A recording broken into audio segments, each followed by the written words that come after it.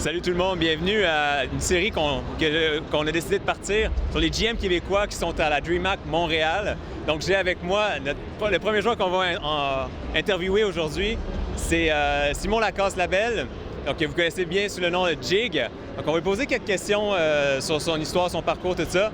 Puis c'est ça, dans le fond, c'est pour vous permettre de connaître un peu plus les talents qu'on a au Québec, parce qu'on a vraiment beaucoup de talents au Québec. C'est vraiment le fun. Je suis vraiment content de faire cette série-là pour vous, avec les joueurs. Donc, première petite question, juste vite de même. Toi, tu as commencé à jouer à StarCraft au jour 1 du jeu, j'imagine?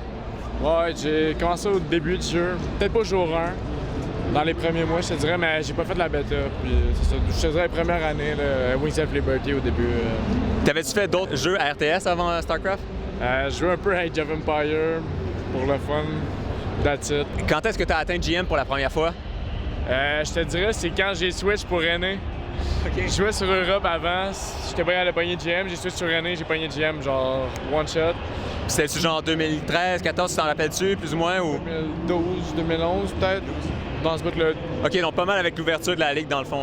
Je dirais peut-être un an après. Puis là, depuis un an ou deux, là, t'es pas mal systématiquement top 15, top 20, hein?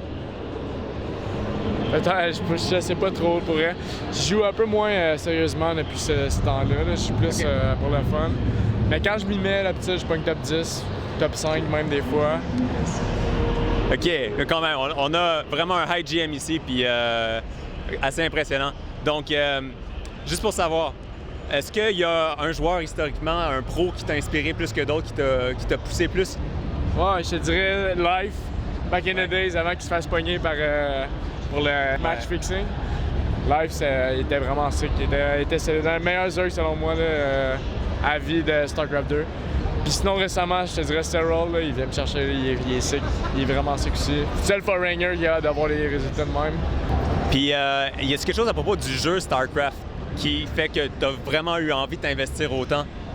Ça, c'est la profondeur du jeu. C'était tout le temps de quoi de plus, à savoir, c'est jamais fini. C'est perpétuel, puis c'est ça que j'aime vraiment, là, ce jeu-là. Tu peux jamais être comme t'as tout vu, là, ça existe pas. Puis je trouve que c'est vraiment un bon côté. Je trouve aussi que la tête est vraiment importante là-dedans. C'est pas juste du raw skill, c'est aussi beaucoup de... Tu penses beaucoup, puis ce côté-là aussi, j'adore ça. Puis en une minute, ce serait quoi tes recommandations principales, le plus important pour quelqu'un qui veut monter dans les ligues, dans ladder? En une minute? Ouais. C'est beaucoup, là, une minute, là. OK, je te dirais... soyez humble. Faut savoir que l'erreur que t'as faite, c'est toi qui l'as faite. T'as pas perdu parce que le jeu il est broken. T'as pas perdu parce que l'autre il est scrum et il a de la chance. Non, c'est de ta faute. Puis quand tu comprends ça, t'améliores, puis c'est ça. Excellent. Bon, ben ça fait pas mal de tour pour notre première entrevue. Merci tout le monde, puis merci Simon. Merci à toi.